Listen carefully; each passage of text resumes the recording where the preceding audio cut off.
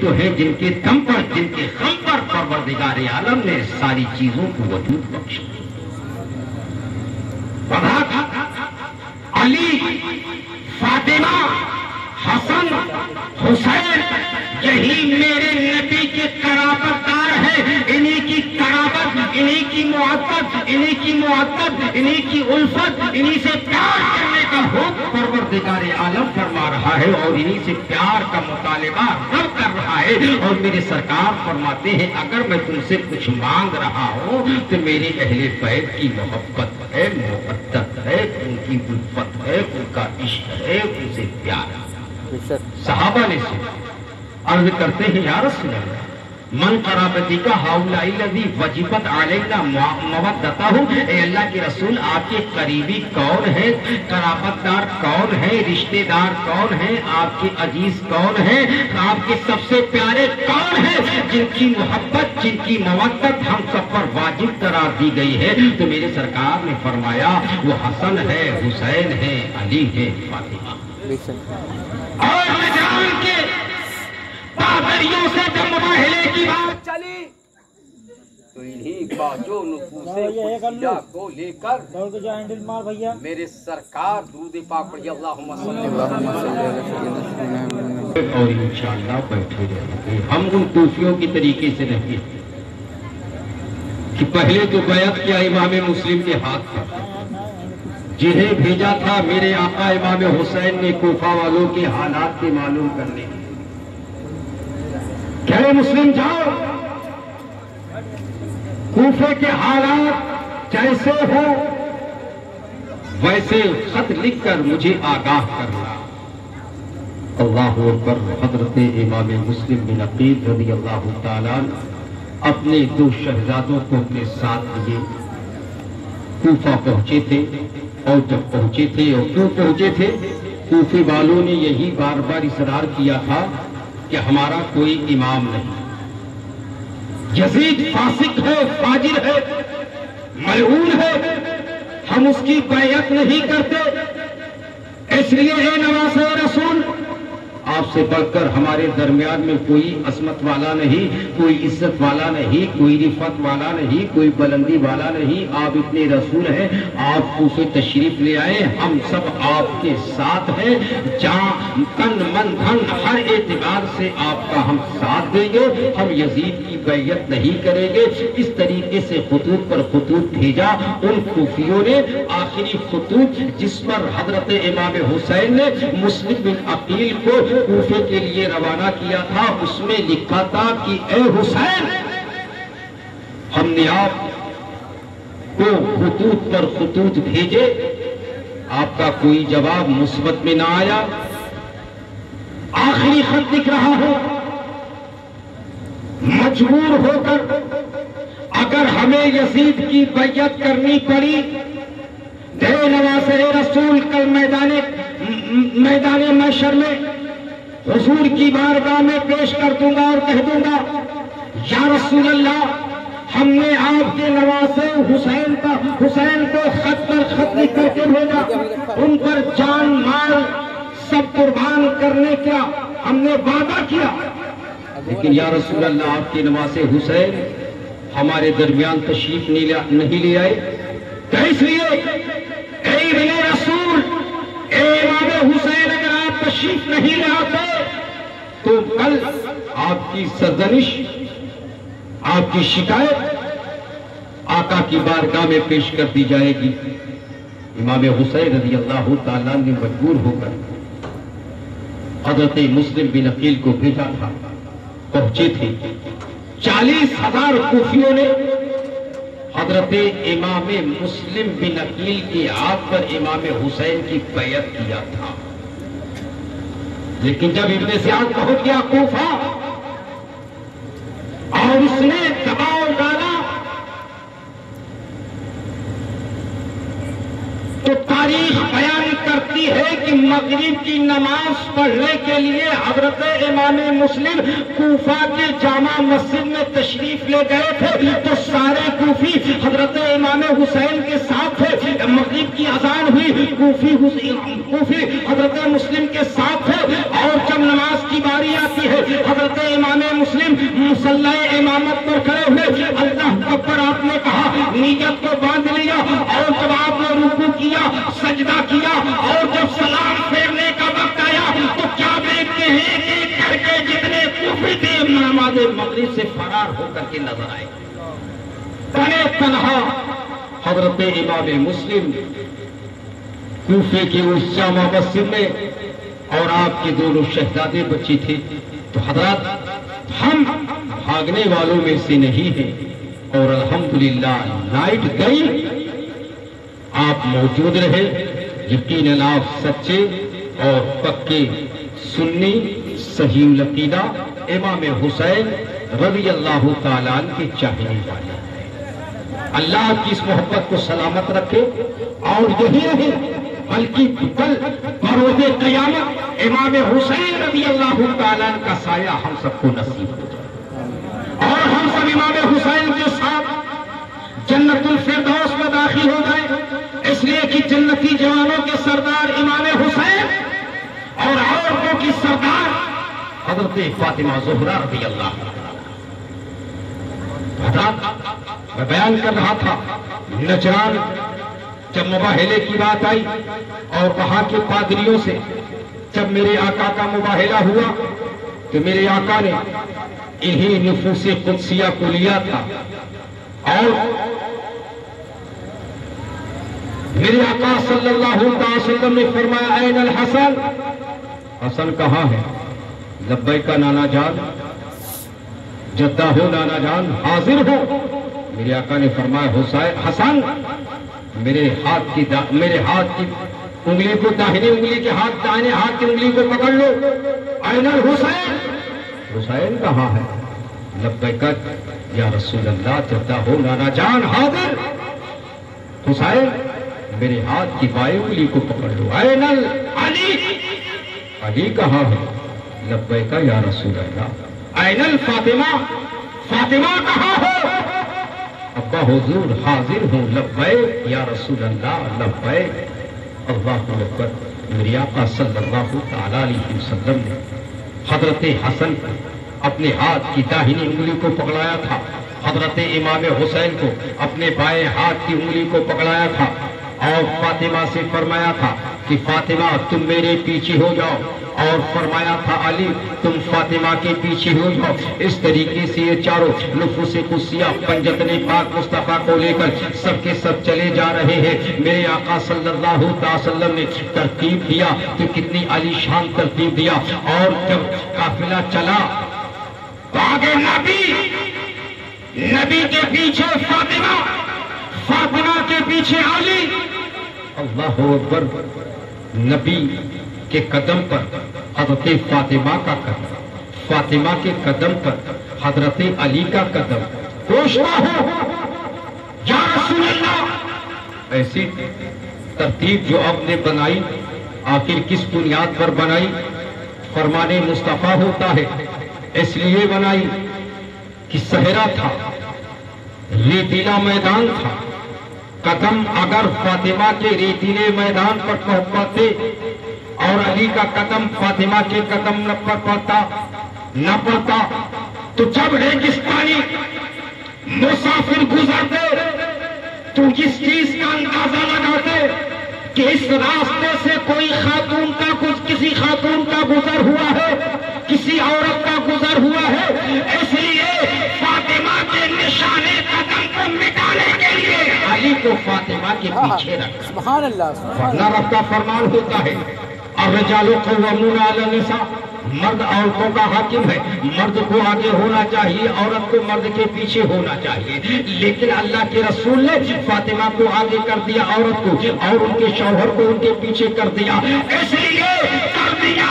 تاکہ پتہ نہ چلے کسی خاتون کا قدم اس ریگستانی میدان میں پڑا ہے. اس لیے کہ فاطمہ کا حجاب ہے, فاطمہ کا پردہ ہے. اللہ اکبر، وہ خاتون جنت ہے جن کے سر کے بال کو کسی غیر محرم نے نہیں دیکھا ہے، جن کا جنازہ رات کی تاریکی میں اٹھا تھا اور گہوارے میں اٹھا تھا تاکہ کسی کو پتہ نہ چل سکے کہ فاطمہ کتنی موٹی تھی، فاطمہ کتنی لمبی تھی۔ اس لیے فاطمہ نے خود اس کا حق تو یہ ہے کہ حضرت فاطمہ نے پروردگار کی بارگاہ میں عرض کیا تھا، مولا سارے انسانوں کی روح حضرت اسرائیل علیہ الصلوۃ والتسلیم نکالتے ہیں، مولا میری نظر میں اسرائیل فرشتے ہیں لیکن وہ بھی غیر محرم۔ اے مولا تیرے محبوب کی شہزادی فاطمہ چاہتی ہے، اے پروردگارا فاطمہ کی روح کو اسرائیل علیہ السلام نہ نکالے، بلکہ پروردگار حیا کا یہ عالم ہے کہ اگر مولا میری دعا تو قبول کرنا چاہتا ہے تو مولا فاطمہ کی دعا ہے کہ اپنے دست قدرت سے اپنے محبوب کی لاڈلی بیٹی فاطمہ کو روح کو نکالے۔ یہ ہے عالم پردے کا عالم۔ وہ خاتون جنت کل جب پل صراط سے گزر ہوگا، فاطمہ کی باری آئے گی، منادی کی جائے گی، اے معشریو اپنی نگاہوں کو نیچے جھکا لو، اس لیے میری محبوب کی شہزادی فاطمہ کا گزر ہونے والا۔ اللہ اللہ، فاطمہ کا حجاب، فاطمہ کا پردہ، اللہ اکبر، تاریخ میں اس طرح ملتا ہے۔ اور آج ہماری ماؤں کا، آج ہماری بہنوں کا، آج کنیز فاطمہ کے پردے کا کیا عالم ہے، ہم بھی دیکھ رہے ہیں، آپ کے بھی مشاہدے میں بھی ہے، آپ بھی مناظرہ کرتے ہیں۔ اللہ اکبر، یہ ہماری آپ کی کمیاں ہیں، ہم انہیں بے پردہ چھوڑ رہے ہیں، جبکہ پروردگار کا فرمان ہے، یا ایھا الذین آمنوا قوا انفسکم واہلیکم نارا، کہ اے لوگوں خود بھی بچو اور اپنے بال بچوں کو بھی جہنم کے ایندھن سے بچاؤ۔ ہم نے کھلی چھوڑ دی، گاؤں میں ہے پردہ، باہر نکل گئے تو برقعے کا پلو الٹا، پردہ تھا، پردہ خاتون جنت حضرت فاطمہ زہرا رضی اللہ تعالیٰ عنہ کا۔ اس لیے اس صحرا میں میرے سرکار نے حضرت فاطمہ کے نشان قدم کو مٹانے کے لیے حضرت علی کو فاطمہ زہرا کے پیچھے چلا جا رہا تھا یہ نورانی قافلہ، پنجتن پاک کا یہ نورانی قافلہ نجران کی طرف بڑھتا جا رہا تھا، بڑھتا جا رہا تھا۔ میرے آقا صلی اللہ علیہ وسلم فرماتے ہیں کہ میرے اہل بیت، اے علی، اے فاطمہ، اے حسن، اے حسین، چل رہا ہوں مباہلہ کرنے کے لیے۔ اور مباہلے میں جانتے ہیں کہ دونوں فریق میں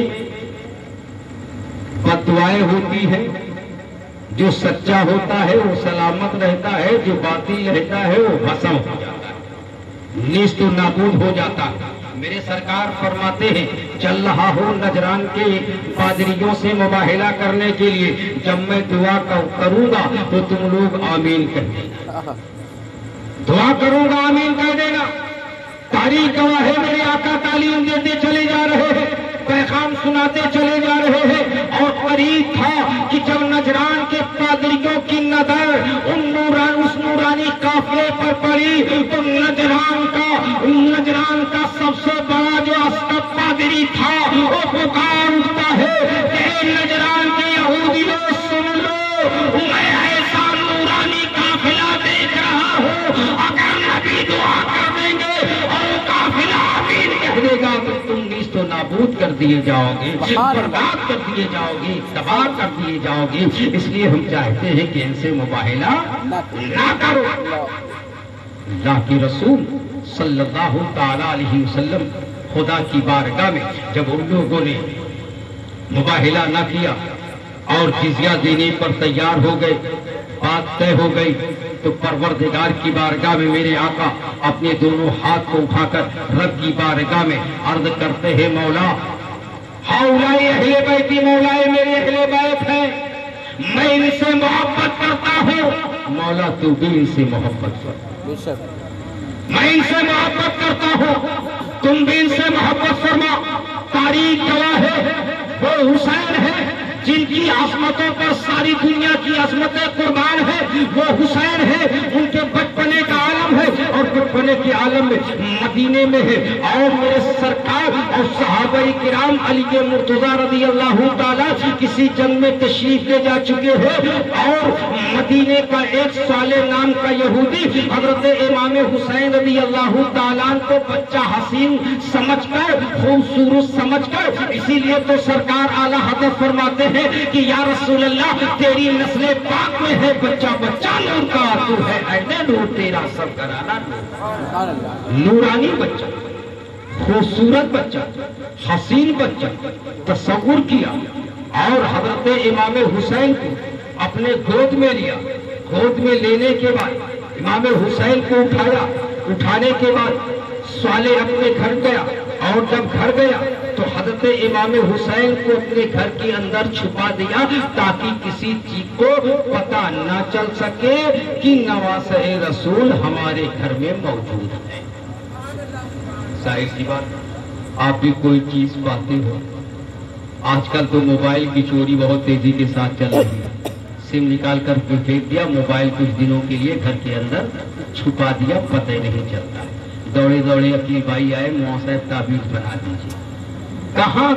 موبائل تعویذ سے ملنے والا، چھپا دیا گیا، چھپا دیا۔ اسی طریقے سے صالح نے حضرت امام حسین کو اپنے گھر میں چھپایا تاکہ کسی کو سراغ نہ لگ سکے، کسی کو پتہ نہ چل سکے کہ حضرت امام حسین میرے گھر میں پوشیدہ ہے، چھپے ہوئے ہیں۔ شام ہو جاتی ہے، صبح سے حضرت فاطمہ کی بے قراری بڑھتی جا رہی ہے، سورج جو ڈھلتا جا رہا ہے، حضرت فاطمہ بے قرار ہوتی چلی جا رہی ہے۔ ظاہر سی بات ہے، ماں کی ممتا تھی مچل رہی تھی، ماں کی محبت تھی جو تاپ رہی تھی، ماں بے قرار ہوتی جا رہی ہے۔ تاریخ میں آیا ہے، راویان روایت صحیح، حافظان حکایت ملیح لکھتے ہیں کہ اس دن حضرت فاطمہ درے پردے کے پیچھے 70 مرتبہ آتی ہے اور پردے سے جھانکتی ہے، کوئی نظر آتا، آواز دیتی، حسین کو تلاش کر کے لاتا، لیکن شام ہو گئی،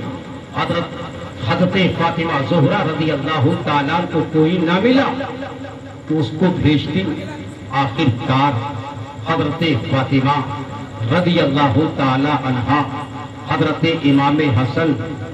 رضی اللہ تعالیٰ عنہ سے عرض کرتی ہے، بیٹا حسن تم ہی جاؤ، اپنے بھائی حسین کو تلاش کرو۔ حضرت امام حسن ہے، حضرت امام حسین چھوٹے بھائی کو تلاش کرنے کے لیے حضرت امام حسن آگے بڑھتے ہیں اور مدینے سے باہر نکلتے ہیں۔ مدینے سے باہر نکلنے کے بعد جو بھی ملتا حضرت امام حسن پیارے انداز میں اس سے پوچھتے جاتے، اس سے عرض کرتے جاتے، اب تو یہ ہے کہ جانوروں سے پوچھتے چلے جاتے کہ میرے بھائی امام حسین کو ادھر سے گزرتے ہوئے اور جاتے ہوئے تو نہیں دیکھا ہے۔ عزیزان گرامی، تاریخ بیان فرماتی ہے کہ ایک ہرنی حضرت امام حسن سے کو ملتی ہے، اس ہرنی سے حضرت امام حسن نے پوچھا تھا کہ ہرنی یہ بتا، کیا تو نے ادھر سے میرے بھائی حسین کو گزرتے ہوئے تو نہیں دیکھا ہے، جاتے ہوئے تو نہیں دیکھا ہے؟ اللہ قوت گویائی ہرنی کو عطا فرماتا ہے، ہرنی پر زبان فصیح بولتی ہے کہ اے پیارے حسن، تمہارے بھائی کو صالح نام کا یہودی لے گیا ہے، اپنے گھر میں چھپا دیا۔ حضرت امام حسن صالح کے گھر پہنچتے ہیں اور صالح سے عرض کرتے، صالح میرے بھائی حسین کو میری حوالے کر دو، اگر میں جب ہو نانا جان کی بارگاہ میں عرض کر دوں گا، دعا فرمائیں گے، ان کی دعائیں سحرگاہی سے روئے زمین پر کوئی یہودی باقی نہیں رہے گا۔ اگر اپنے بابا علی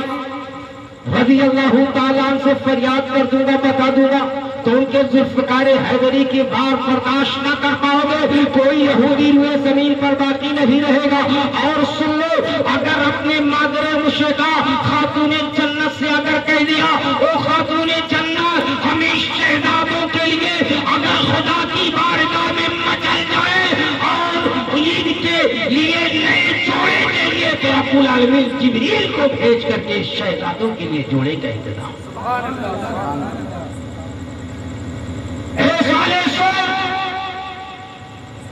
اور نصیب المرتبہ شخصیتوں کی بارگاہ ہے۔ اللہ اکبر، اگر حسین یہ مچل جائے تو رب کی بارگاہ سے اس ہرنی کو منادی کی جائے، ہرنی اپنے دوسرے بچے کو لے حسین کی بارگاہ میں لے جا کر کے پیش کر دے۔ حسین رونے والے ہیں، اگر حسین روئیں گے تو حاملان اشک کو اٹھانے والے